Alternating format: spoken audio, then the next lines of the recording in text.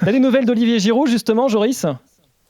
On a échangé un petit peu avant la Coupe du Monde, mais j'ai pas vraiment insisté sur le côté sportif. Je prends des nouvelles de temps en temps. On a prévu de monter de descendre plutôt en Italie avec quelques anciens champions de France, voir un match à Milan. Donc, je lui souhaite en tout cas une belle Coupe du Monde. On va en parler un petit peu après du rôle d'Olivier pendant cette Coupe du Monde. Pourquoi Milan par rapport à son club? Il y a plusieurs potes d'Olivier Giroud à Milan? Non, c'est qu'on s'est vu tout simplement cet été, enfin avant la reprise, là, pendant ses congés. C'était les 10 ans du titre de champion de France cette année, donc on a eu quelques festivités et Olivier nous a proposé de venir voilà, passer un moment là-bas, voir un match et c'est Ah, avec plaisir qu'il faut qu'on organise ça. ça va être Il s'est sympa à fédéré, San Olivier Siro. Giroud, comme en équipe de France. Super. Exactement. Exact. Notre question, messieurs, notre débat aujourd'hui pour commencer ces grandes gueules. Une demi-finale serait-elle synonyme de Coupe du Monde réussie pour les Bleus, Joris? Qu'en penses-tu? Alors moi j'ai du mal avec ce curseur de réussite placé comme ça en demi-finale. Pour moi, il y a l'importance du parcours. Une demi-finale, ok, mais comment on arrive en demi? Voilà.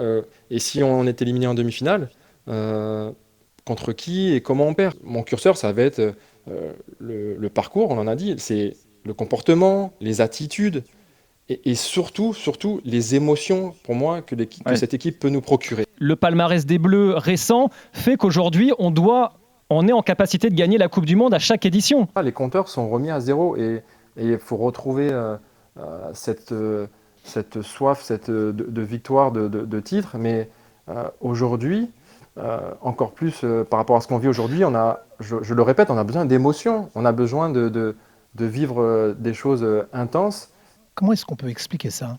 Qu'on ne soit pas Mais vous, capable de gagner deux de mais suite?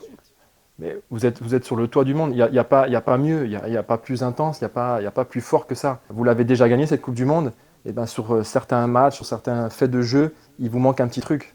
Et en face, il y a plus d'envie, il y a plus de détermination. Ça, j'en suis persuadé. Même Et quand la 4 ans moitié de après. la sélection est plus la même, il reste quelque Mais chose oui, inconsciemment? mais bien sûr, bien sûr. Et puis 4 ans après, les équipes sont plus dans la même dynamique. Il y a énormément de choses qui se passent. Et je pense qu'on ne peut même pas s'imaginer ce que c'est de remporter cette coupe et de remettre ça en jeu et d'être aussi performant. Moi, je trouve que cette édition, elle est quand même, je la trouve hyper ouverte. Je trouve, mis à part le Brésil qui sort du lot pour moi, après, il y a beaucoup d'équipes qui ont un niveau homogène, ça va être compliqué. Je comprends un peu ces doutes parce que c'est vrai qu'on a fait une mauvaise Ligue des Nations, donc on n'a pas vraiment de certitude.